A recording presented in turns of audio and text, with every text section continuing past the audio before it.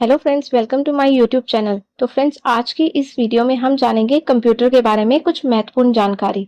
जैसे कि कंप्यूटर क्या होता है, कंप्यूटर का आविष्कार कब और किसने किया था, कंप्यूटर के कितने भाग होते हैं, कंप्यूटर के इनपुट और आउटपुट पार्ट कौन कौन से होते हैं, कंप्यूटर कितने प्रकार के होते हैं और कंप्यूटर की कितनी जनरेशन है, कंप्यूटर की मुख्य विशेषताएं आदि, इन सभी पॉइंट्स पर हम डिटेल्स में यानी कि विस्तार में चर्चा करेंगे। लेकिन फ्रेंड्स, अगर आप हमारे चैनल पे नए हैं तो सबसे पहले आप हमारे चैनल को सब्सक्राइब कर लें और बेल आइकन को प्रेस करना ना भूलें। सबसे पहले हम जानेंगे कंप्यूटर क्या होता है। तो फ्रेंड्स, हम आपको बता दें कि कंप्यूटर एक इलेक्ट्रॉनिक मशीन है जो यूजर्स द्वारा दिए गए इंस्ट्रक्शन को इनपुट लेकर उसकी प्रक्रिया यानी उसको प्रोसेस करता है, और यूजर्स द्वारा जो भी यूजर उसको यूज करने वाला होता है, वो व्यक्ति जो उसको चला रहा होता है, उसे हम यूजर्स कहते हैं। उसके इंस्ट्रक्शंस को इनपुट के रूप में लेकर यानी कि जो निर्देश दिए गए हैं उनको इनपुट के रूप में लेता है, उसे प्रोसेस करता है, उस पर वर्क करता है और उसका परिणाम यानी कि उसका आउटपुट यानी उसका रिजल्ट आसानी से हमें प्रदान करता है। चित्र में देखकर आप समझ सकते हैं, कंप्यूटर शब्द की जो उत्पत्ति है वह कंप्यूट शब्द से हुई है, अर्थात कंप्यूट का जो अर्थ होता है वह गणना करना यानी कि कैलकुलेशन करना होता है। इसलिए कंप्यूटर को हिंदी में हम संगणक कहते हैं। फ्रेंड्स, यहाँ पर हम कंप्यूटर की फुल फॉर्म जानेंगे। C common, O operating, M machine, P purposely, U used, for, T technological, E educational and R research. तो यह फुल फॉर्म कुछ इस तरह से होगी: common operating machine, purposely used for technological and educational research. आइए अब हम जानते हैं कि कंप्यूटर का आविष्कार कब और किसने किया था। फ्रेंड्स, दुनिया का सबसे पहला कंप्यूटर चार्ल्स बेब्स ने साल 1822 में बनाया था, जिसका नाम मैकेनिकल कंप्यूटर था। इसलिए चार्ल्स बेब्स को कंप्यूटर का फादर यानी पिता कहा जाता है। चार्ल्स बेब्स ने सन 1837 1837 में पहला जनरल मैकेनिकल कंप्यूटर भी बनाया था, जिसका नाम एनालिटिकल इंजन रखा गया था। इस कंप्यूटर का प्रयोग कैलकुलेशन करने के लिए किया जाता था। नेक्स्ट पॉइंट है कंप्यूटर के भाग। अब हम आपसे बात करेंगे कंप्यूटर के पार्ट्स के बारे में। कंप्यूटर के कितने पार्ट्स होते हैं? कंप्यूटर के मुख्य दो भाग होते हैं। Number 1 hardware, number 2 software. Hardware क्या होता है? सबसे पहले हम हार्डवेयर के बारे में जानेंगे, क्योंकि कंप्यूटर के समस्त पार्ट्स जो हमें दिखाई देते हैं, जिनको हम देख सकते हैं या फिर जिन्हें हम स्पर्श कर सकते हैं, छू सकते हैं, जैसे कि mouse, keyboard, monitor, scanner, printer, speaker आदि, फ्रेंड्स, हार्डवेयर होते हैं। वो मनुष्य की बॉडी पार्ट्स यानी कि शारीरिक अंगों की तरह ही होते हैं। जिस प्रकार हमारे शरीर में हाथ, पैर, आंख, नाक, कान होते हैं, ठीक उसी प्रकार से कंप्यूटर में keyboard, monitor, scanner, printer, speaker आदि होते हैं। नेक्स्ट हम बात करेंगे सॉफ्टवेयर के बारे में। कंप्यूटर के वे समस्त प्रोग्राम्स जिनके द्वारा कंप्यूटर को ऑपरेट किया जाता है यानी कि उसको चलाया जाता है, इसको ना तो हम स्पर्श कर सकते हैं, ना ही हम देख सकते हैं। यह मनुष्य के अंदर की आत्मा की तरह होता है। जिस प्रकार मनुष्य के शरीर में आत्मा होती है, ठीक उसी प्रकार कंप्यूटर में कंप्यूटर का सॉफ्टवेयर होता है। तो अब ये जो सॉफ्टवेयर होते हैं, ये भी दो प्रकार के होते हैं। सबसे पहला होता है सिस्टम सॉफ्टवेयर और सेकंड होता है हमारा एप्लीकेशन सॉफ्टवेयर। अब देखते हैं सिस्टम सॉफ्टवेयर क्या होता है। सिस्टम सॉफ्टवेयर को ऑपरेटिंग सिस्टम भी कहते हैं। सिस्टम सॉफ्टवेयर डिवाइस और एप्लीकेशन सॉफ्टवेयर दोनों को मैनेज करने का काम करता है। नेक्स्ट हम बात करेंगे एप्लीकेशन सॉफ्टवेयर के बारे में। एप्लीकेशन सॉफ्टवेयर को हम शॉर्ट में ऐप कहते हैं। फ्रेंड्स, ये अलग अलग कार्य करने के लिए अलग अलग छोटे छोटे ऐप होते हैं। आइए हम इसको एग्जाम्पल की हेल्प से समझते हैं। जैसे हमारा माइक्रोसॉफ्ट विंडो, वह सब सिस्टम सॉफ्टवेयर के एग्जाम्पल हैं, और हम MS word, MS excel, MS PowerPoint. Input और आउटपुट डिवाइसेस क्या होते हैं? इनपुट आउटपुट डिवाइस और कंप्यूटर के पार्ट्स कौन कौन से होते हैं, इसके बारे में भी हम बात करेंगे। सबसे पहले हम जानेंगे इनपुट के बारे में। कंप्यूटर की वे डिवाइस जिनके द्वारा कंप्यूटर को निर्देश यानी कि इंस्ट्रक्शंस दिए जाते हैं, यानी उनको काम करने के लिए जो हम निर्देश देते हैं। सिंपल सी लैंग्वेज में हम बात करेंगे तो कंप्यूटर को कोई काम करने के लिए जब दिया जाता है तो वो इनपुट डिवाइस के द्वारा ही दिया जाता है, और वो इनपुट डिवाइस कहलाते हैं, जैसे कि कीबोर्ड, माउस, स्कैनर, जॉयस्टिक आदि। यह सब कंप्यूटर के इनपुट डिवाइस होते हैं। नेक्स्ट हम बात करते हैं आउटपुट डिवाइस के बारे में। जो आउटपुट डिवाइसेस होते हैं वो इनपुट डिवाइसेस के द्वारा दिए गए इनपुट का परिणाम यानी रिजल्ट देते हैं, वह आउटपुट डिवाइस कहलाते हैं, जैसे कि मॉनिटर, स्पीकर, प्रिंटर, प्रोजेक्टर आदि। ये सब आउटपुट डिवाइसेस है। आइए हम इसको भी एक एग्जाम्पल के थ्रू समझ सकते हैं। मान लीजिए हमें कंप्यूटर में अपना नाम लिखना है, तो हम अपना नाम लिखने के लिए कीबोर्ड का यूज करेंगे। कीबोर्ड से हम अक्षर को टाइप करेंगे या इनपुट करेंगे, तो कीबोर्ड हमारा इनपुट डिवाइस हो जाएगा और जो लिखा हुआ नाम है वह हमें कहाँ दिखाई देगा, वो हमें दिखाई देगा स्क्रीन पर यानी कि मॉनिटर पर। तो उसका रिजल्ट हमें जो मॉनिटर पे मिला, यानी कि मॉनिटर हमारा आउटपुट डिवाइस है।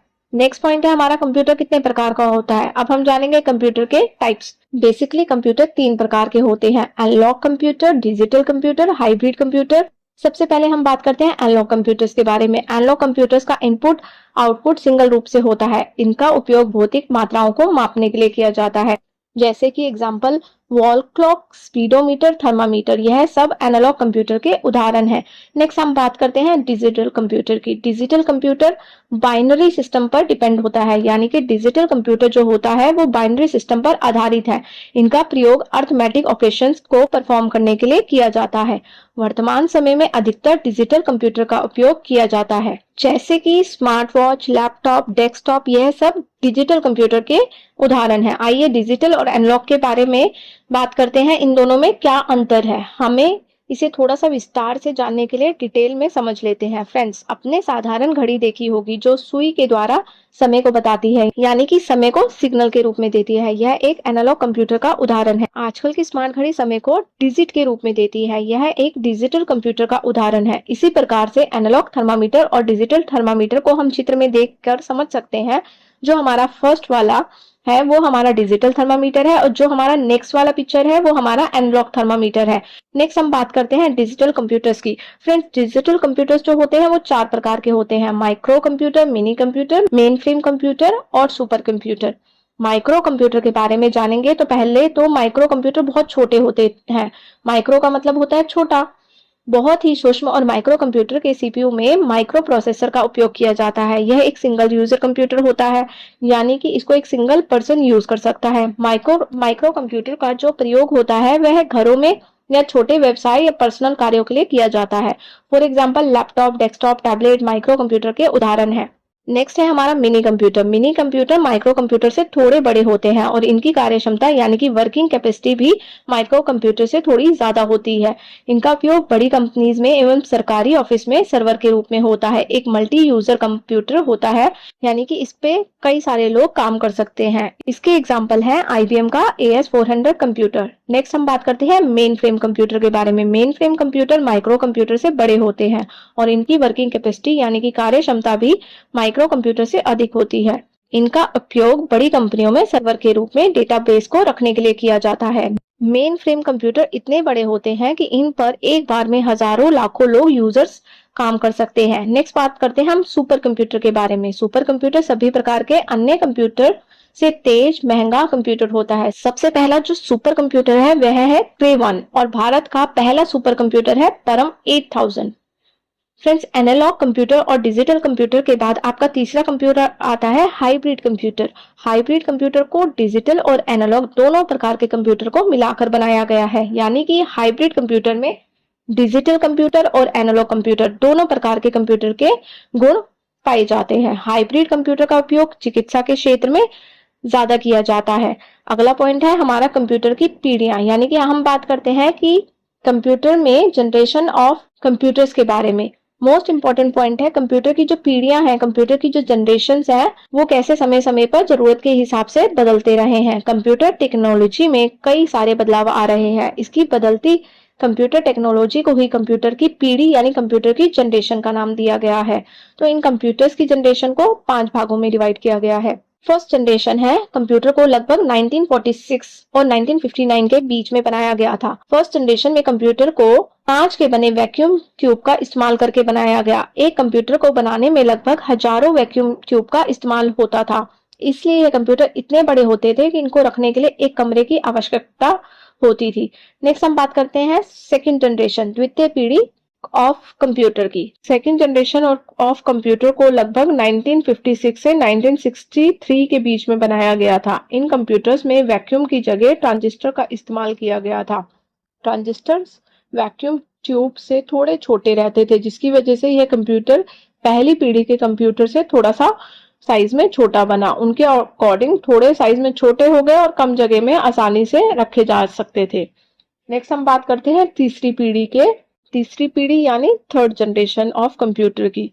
ये लगभग 1964 से 1971 के बीच में बनाया गया था। इन कंप्यूटर्स में ट्रांजिस्टर की जगह आईसी यानी कि इंटीग्रेटेड सर्किट का इस्तेमाल किया गया था, जिसकी वजह से यह कंप्यूटर दूसरी पीढ़ी के कंप्यूटर से छोटे, सस्ते और अधिक तेज हो गए। इस पीढ़ी के कंप्यूटर की जो मेमोरी थी, उसकी क्षमता, उसकी कैपेसिटी और अधिक हो गई। तो अब हम नेक्स्ट बात करते हैं फोर्थ जनरेशन कंप्यूटर की। फोर्थ जनरेशन कंप्यूटर को लगभग 1970 से 1985 के बीच में बनाया गया था। इन कंप्यूटर में इंटीग्रेटेड सर्किट की जगह माइक्रो प्रोसेसर का इस्तेमाल किया गया था, जिसकी वजह से ये कंप्यूटर और भी छोटे हो गए। इन कंप्यूटर की साइज छोटी होने की वजह से कंप्यूटर की स्पीड और कैपेसिटी दोनों ही इंक्रीज हो गई और यह हाई लेवल लैंग्वेज जैसे कि सी प्लस को भी सपोर्ट करने लगे। नेक्स्ट जनरेशन यानी कि पांचवी पीढ़ी के फिफ्थ जनरेशन कंप्यूटर थे जो वर्तमान समय में हम यूज कर रहे हैं, वह पांचवी पीढ़ी के ही कंप्यूटर हैं। पिछले सभी जनरेशन के कंप्यूटर से ज्यादा आधुनिक यानी कि न्यू वर्जन में है। इन कंप्यूटर्स में आर्टिफिशियल इंटेलिजेंस का इस्तेमाल किया जाता है। इस पीढ़ी के कंप्यूटर हाई लेवल लैंग्वेज जैसे सी प्लस, जावा, नेट को सपोर्ट करते हैं। इस पीढ़ी के कंप्यूटर इतने छोटे होते हैं कि बैग में रखकर आसानी से कहीं भी ले जाए जा सकते हैं, जैसे कि लैपटॉप, टैबलेट्स के थ्रू आप कहीं भी बैग्स में लेके इनको यूज कर सकते हैं। कंप्यूटर की कई सारी विशेषताएं हैं वैसे तो, जैसे कि स्पीड यानी कि गति, कंप्यूटर किसी भी काम को बहुत जल्दी करते हैं, बहुत स्पीडली करते हैं। नेक्स्ट एक्यूरेसी यानी शुद्धता, कंप्यूटर भी किसी भी काम को बिना गलती यानी बिना मिस्टेक के करता है। कंटिन्यूटी यानी कि निरंतरता, कंप्यूटर किसी भी काम को लगातार बिना रुके करता है, वह भी बिना थकान महसूस किए। स्टोरेज कैपेसिटी यानी कि भंडारण क्षमता, उसकी मेमोरी जो कि कंप्यूटर में कितना भी डेटा स्टोर कर सकते हैं। प्राइवेसी यानी कि गोपनीयता, कंप्यूटर में किसी भी फाइल या फोल्डर को हम पासवर्ड के द्वारा सुरक्षित रख सकते हैं। नेक्स्ट ऑटोमेशन यानी कि स्वच्छ कंप्यूटर तकनीक का उपयोग करके बिना किसी मानव के हस्तक्षेप के निरंतर कार्य कंटिन्यूअस आप अपने काम को कर सकते हैं। कंप्यूटर की और भी बहुत सारी क्वालिटीज हैं यानी कि विशेषताएं हैं, इसके लिए हम सेपरेट वीडियो बनाएंगे। तो फ्रेंड्स, हम कंप्यूटर के प्रयोग यानी कि उसकी एप्लीकेशन के बारे में, उसके अनुप्रयोगों के बारे में, कंप्यूटर का उपयोग किस तरीके से किया जाता है और किस तरीके से बहुत सारे क्षेत्रों में इसका सही इस्तेमाल किया जा रहा है, जैसे कि एजुकेशन के क्षेत्र में, बिजनेस के क्षेत्र में, बैंकिंग में, इंजीनियरिंग के में, मेडिकल के क्षेत्र में, मार्केटिंग के क्षेत्र में, बहुत सारी जगहों पे कंप्यूटर का यूज करते हैं। वीडियो पसंद आई हो तो वीडियो को लाइक जरूर करें और इस टाइप की वीडियोस देखने के लिए हमारे चैनल को सब्सक्राइब करें। Thank you.